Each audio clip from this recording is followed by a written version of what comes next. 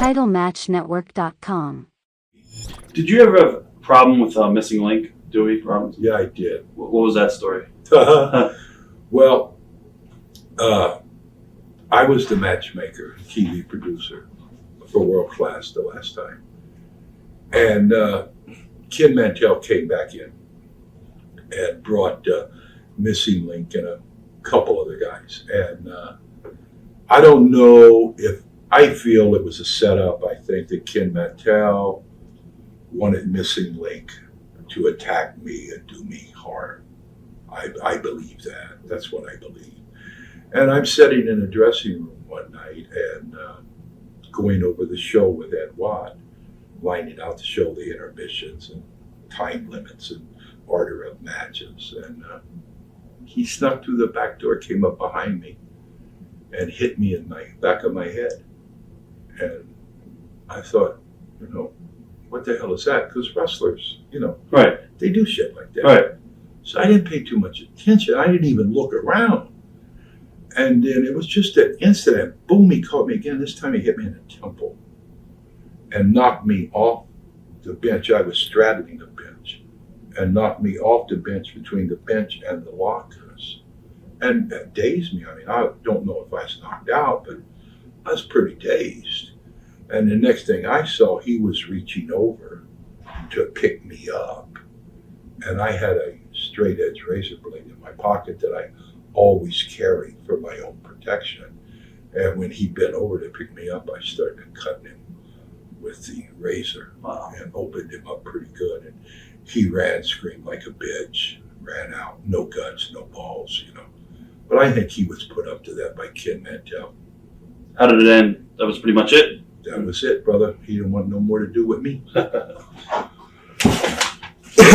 What are some of your highlights that stick out in your mind or stand out moments from World Class Championship Wrestling? Many. I think the first Texas Stadium show with King Kong Bundy and Fritz Von Erich, Fritz's retirement match. That night, Gary Von Erich wrestled Harley Race. David and Kevin wrestled the Great Kabuki and the Magic Dragon. I think the night of Christmas night when the Freebirds, that was probably the greatest angle I was ever involved in, not personally, but laying it out, right, positioning people to do the angle. I think that was a very, very special thing. I think the first time the Kabuki blue Bruiser Brody green probably was something that everyone would remember. I think probably my haircut match in Texas Stadium, the one-man gang against Gary Von Erich. Kerry lost, Fritz would retire, never come around again. And if Moon lost, I would get my head shaved. I think that was a very special thing. I think the Cotton Bowl with Kevin and Chris the first time, probably Kevin and Kerry against Gino and Chris at the Cotton Bowl. I mean, the Freebirds coming in. I think all of those things were highlights in World Class. Is it true, Buddy Roberts? I think Jack Victor was telling us he'd come in the dressing room and wear the same clothes to all the different towns, and he just carries his clothes in a bag or something like that. Buddy was different. Buddy was different. But I don't remember anything. Like, I really paid no attention how you brought your clothes. Right. And then we've heard stories about Kevin with Blade Shaw, with Cat and stuff like that. Do I know? With Kevin Von Erich, and there was a cat in one of the dressing rooms, and he took a blade saw and chucked it at the cat or something. No, I don't know. Kevin would not do that. No, there are a lot of stories, but that would not be true. You pretty much disappeared for a little period of time. What did you do around this time period? Nothing. Just relaxed? I just, I had been in wrestling for 35 years. In 95, when I decided enough is enough, So I just more or less hung out with my children and, raised them and enjoyed my life and had a good time. When I quit or retired, however you want to put it, I had a full cup. I'd had a great career. I traveled all over the world. I had no more mountains to climb. And to be honest with you, I hated the time in the dressing room. I hated airports. I hated getting in the car. I mean, I didn't hate wrestling. I loved that small little portion of time that we would go to the ring and we would have the match. Right.